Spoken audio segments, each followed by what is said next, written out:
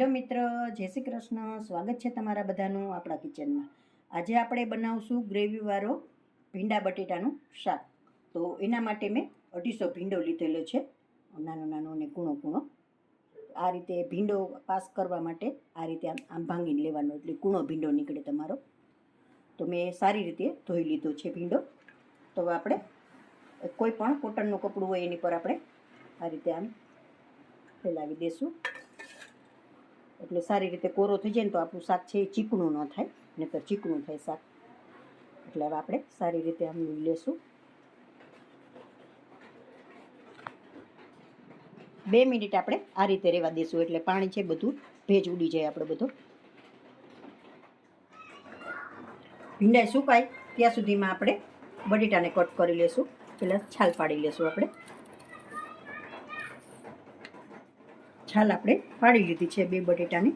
તો હવે આપણે સ્લાઇસમાં કટ કરીશું અને બટેટાને આ રીતે આપણે કટ મારી દઈશું પહેલાં વચ્ચેથી.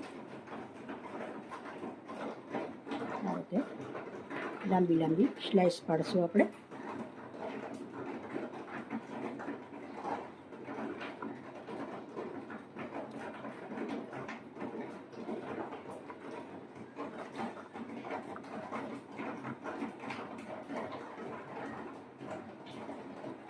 બે બટેટાની આપણે એ રીતે સ્લાઇસ જ બનાવશું. બટેટા આપણે સ્લાઇસમાં કટ કરી લીધા છે. હવે આપણે ભીંડાને કટ કરી લેશું. ભીંડાને પણ એ રીતે આપણે સ્લાઇસમાં જ કટ કરશું.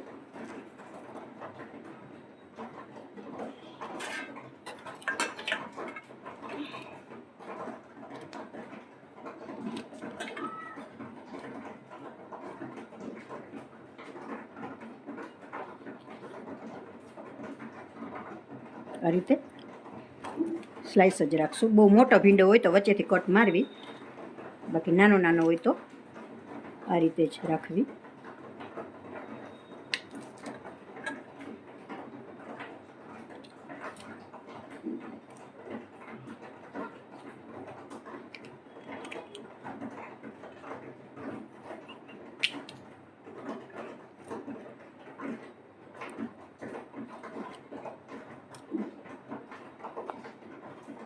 ભીંડા આપણે સારી રીતે કટ કરી લીધા છે, અને મેં નાનું એવું અડધું કેપ્સિકમ પણ લીધેલું છે, એ પણ આ રીતે સ્લાઇસમાં જ કટ કરેલું છે. અને એક મોટા ટમેટાની પ્યુરી બનાવેલી છે, અને શિયાળાનો ભૂકો કરેલો છે. તો હવે આપણે પહેલાં પેન લેશું ને એમાં તેલ મૂકીશું.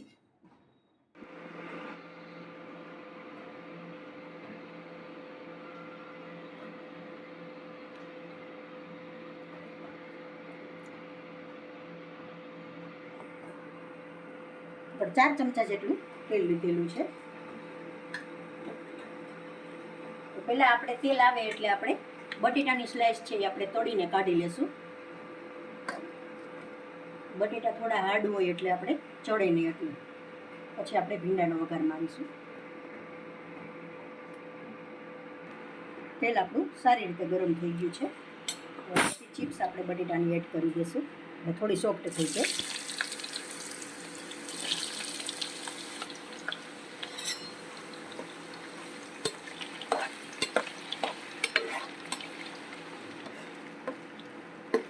બે મિનિટ આ રીતે આપણે સાતળશું તો બટેટું સોફ્ટ થઈ જાય. થોડી એવી સોફ્ટ થઈ ગઈ છે. જો આ રીતે કટ થઈ જાય પછી બહાર લઈ લેવી, એટલે બટેટું તમારું વ્યવસ્થિત ચડી જાય. હવે આપણે લઈ લઈશું પ્લેટમાં.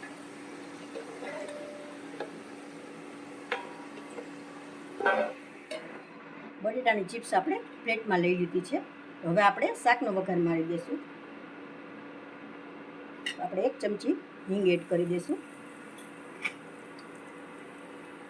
ટમેટાની પ્યુરી છે એ એડ કરી દઈશું.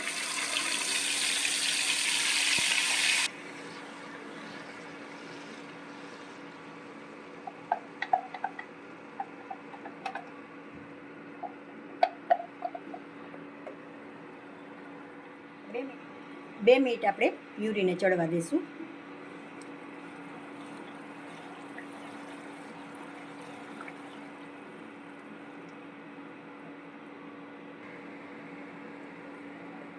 2 મિનિટ જેવું થઈ ગયું છે. તો હવે આપણે મસાલા કરી લઈશું પ્યુરીમાં.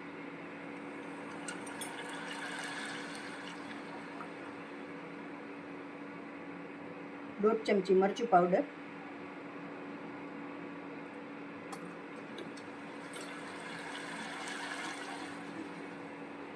2 ચમચી ધાણા જીરું પાવડર,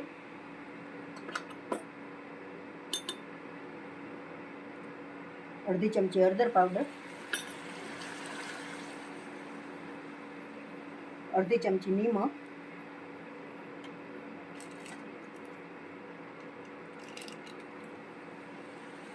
1 ચમચી ગરમ મસાલો.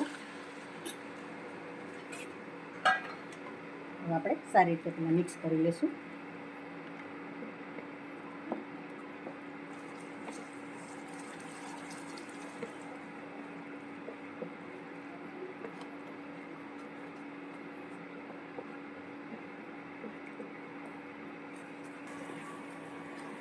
હવે આપણે મસાલા બધા આમાં વ્યવસ્થિત મિક્સ થઈ ગયા છે. તો હવે આ સિંગદાણાનો ભૂકો છે એ આપણે 4 ચમચી જેટલો હું એડ કરું છું.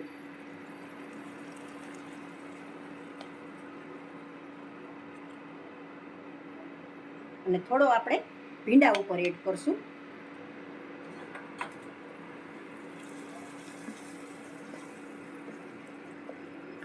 સારી રીતે મિક્સ કરી લેશું. 2 મિનિટ આ રીતે સાતળશું એટલે આપણે સિંગદાણાનો ભૂકો વ્યવસ્થિત ચડી જાય.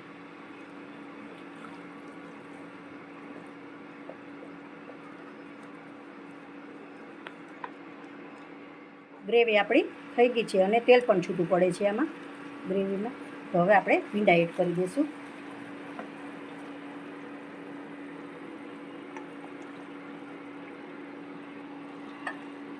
ભીંડાને મિક્સ કરી દઈશું.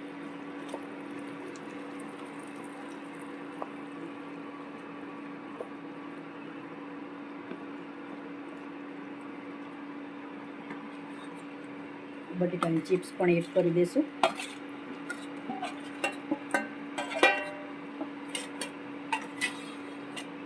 કેપ્સિકમ સુધારેલું છે એ પણ એડ કરી દઈશું. આપણે સારી રીતે મિક્સ કરી દઈશું. શાક આપણું સારી રીતે મિક્સ થઈ ગયું છે, ભીંડા અને બટેટા બધું. હવે આમાં આપણે પાણી એડ નથી કરવાનું, ઉપર જ આપણે વરાળમાં પાણી રાખવાનું છે. એટલે વરાળમાં ધીમે ધીમે ચડશે. આ રીતે પ્લેટ રાખી અને પાણી ઉપર રાખી દેવાનું. ગેસની ફ્લેમ ધીમી રાખવી એટલે ધીમે ધીમે ચડી જશે ભીંડો બધું. વચ્ચે વચ્ચે આપણે ચેક કરતું રહેવાનું. તો આપણે 5 મિનિટ માટે રાખશું. 5 મિનિટ જેવો સમય થયો છે. તો હવે આપણે જોઈ લઈશું શાકને.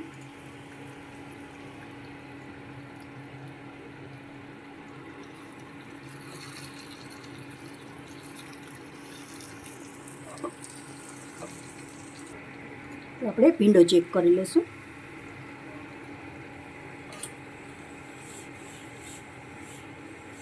હજી કાચો છે એટલે 2 મિનિટ જેવો સમય લાગશે હજી. હવે આપણે ખાટી થોડી છાશ એડ કરી દઈશું, અડધા કપ જેટલી.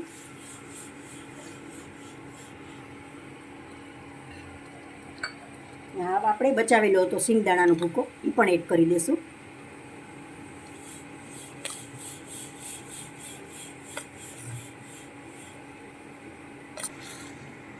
મિક્સ કરી લઈશું સારી રીતે.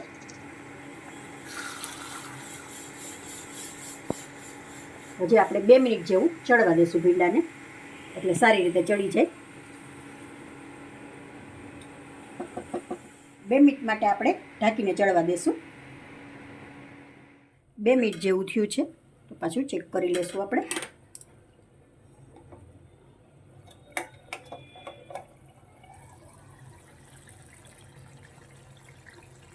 ભીંડાને જોઈ લઈશું આપણે.